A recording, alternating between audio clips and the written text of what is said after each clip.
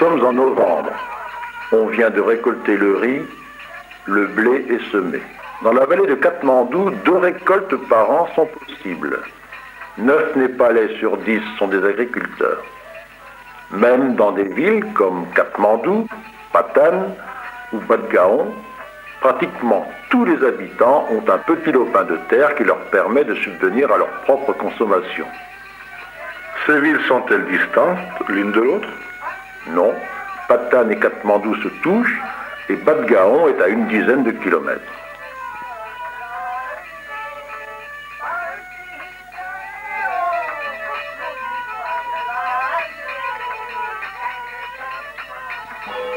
Oh, les belles chaussettes! Beaucoup de femmes portent ces tatouages, mais je serais bien en peine de t'en donner la raison. Pour l'instant, tout le monde est occupé à nettoyer le riz et à le faire sécher avant de pouvoir l'engranger. Toute cette activité se déroule dans les rues et sur les places publiques, jusque sur les terrasses de certains temples. Bref, partout où le soleil fait sentir son ardeur. Quel temps fait-il en novembre? Les nuits sont fraîches, car nous sommes à 1300 mètres d'altitude, mais on a 20 degrés durant le jour.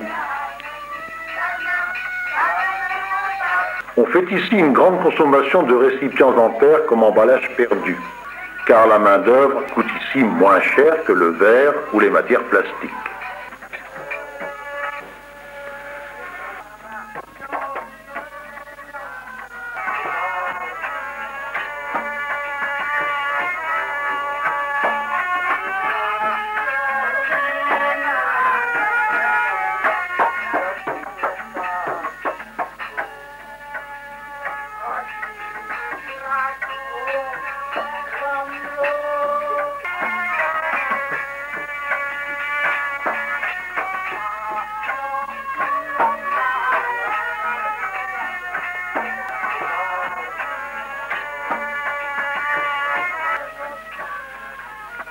Après filage et teinture, une partie de cette laine sera tricotée main sous forme de pull qui se vend assez cher aux touristes compte tenu du coût réel de la main-d'œuvre locale.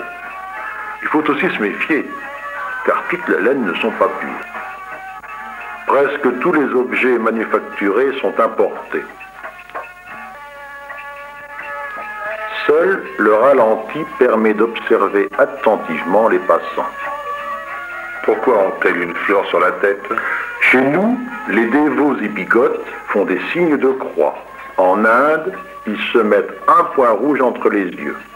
Ici au Népal, ils se mettent une fleur sur la tête ou se collent des grains de riz colorés sur le front. Une grande variété d'ethnies auxquelles se superpose un système de castes, comme en Inde, divise cette population en une infinité de catégories que seule la religion va unir dans ses manifestations. Ils sont aussi croyants qu'en Inde. 2 religions principales, l'hindouisme et le bouddhisme, cohabitent, interpénètrent. Il ne se passe pas de jour sans qu'une fête religieuse rassemble des foules à un endroit ou à un autre de Katmandou. C'est à Pachupatina que nous avons rencontré la plus grande foule. Seuls les hindouistes pénètrent dans le temple pour y vénérer Shiva.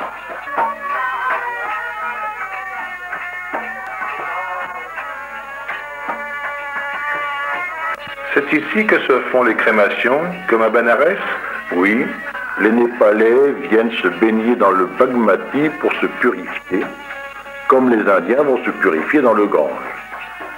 Ils boivent l'eau des rivières sacrées dans lesquelles on jette les cendres des crémations. Ici, toutes les rivières sont sacrées, car elles descendent des montagnes, qui sont les demeures des dieux.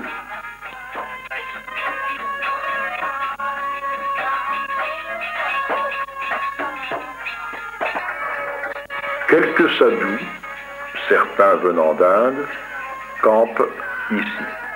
Face au temple, sur la colline, on dénombre une centaine de petites chapelles et quantité de ligames que les hindouistes vénèrent.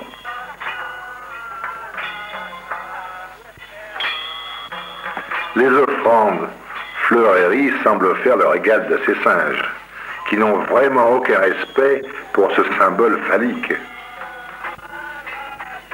Ici aussi, les mendiants attendent des fidèles leurs oboles de riz ou de monnaie.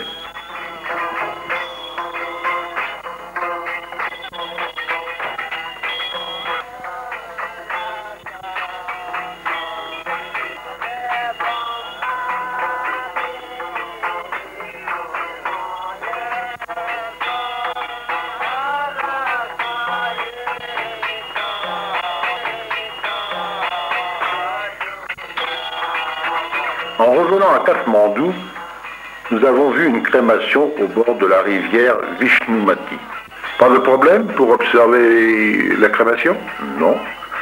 En Inde, on te chasserait à coups de pierre. Ici, tu peux filmer sans complexe. Mais que font-ils? Ils nourrissent le mort, une dernière fois.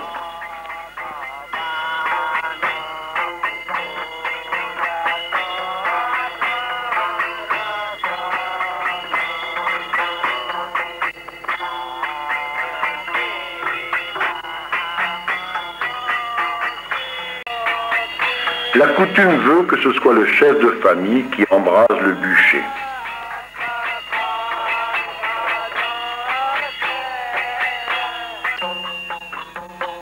Avec quoi l'arrose-t-il? Avec du whisky ou un autre alcool. Les Népalais boivent de l'alcool et mangent de la viande, à l'inverse des Indiens qui, eux, sont végétariens. À quelques mètres du foyer, et en attendant que le cadavre soit brûlé, la vie continue. Un estropié rampe vers le marché pour y quêter sa pitance, à moins que ce véhicule ne le délivre de l'existence. Les vendeurs de riz sont, par tradition, installés devant la pagode Annapurna, la déesse des moissons.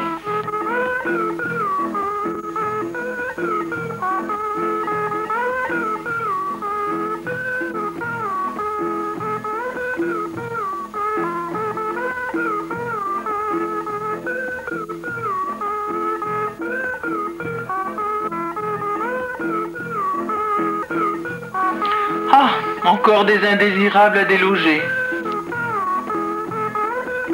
Là aussi, la chasse est ouverte. Les temples noyés dans la foule des marchands sont constamment visités par des hommes et des femmes venant honorer quelques divinités parmi les milliers que comporte l'hindouisme. Voici Kankala, un dieu féroce de la famille de Shiva, dieu de la destruction. Le rat est une autre figuration du dieu Ganesh, plus fréquemment représenté par un jeune homme à tête d'éléphant.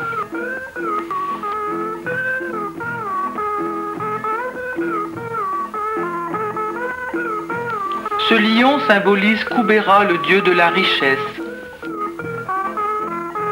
Ganesh.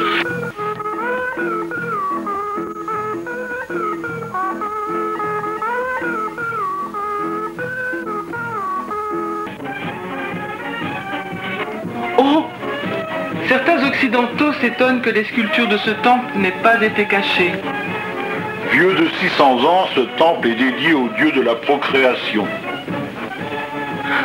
Encore un film qui ne pourra pas être présenté à un concours. Pourquoi? Tu sais bien que dès qu'il s'agit de religion et de sexe, les jurés deviennent des intégristes impitoyables. Pitoyable hypocrisie. C'est qu'ils ignorent que les dieux et déesses du panthéon hindou ont un sexe dont ils se servent pour leur plaisir et pour s'assurer une descendance. Un bruit de fanfare nous a attirés dans cette cour. Autour d'un feu, symbole de pureté, on célèbre un mariage. Le garçon se demande ce qu'il attend. La dot apportée traditionnellement par la mariée le consolera en cas de déception. La fille, cachée sous son voile, se pose aussi des questions. Ses parents lui ont-ils choisi un bon époux? Ici, comme en Inde, on se marie dans la caste et ce sont les parents qui décident.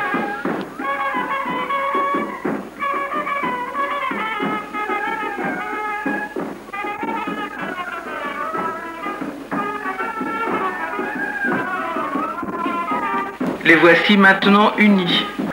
Fanfare en tête, la voiture les conduit vers le domicile conjugal.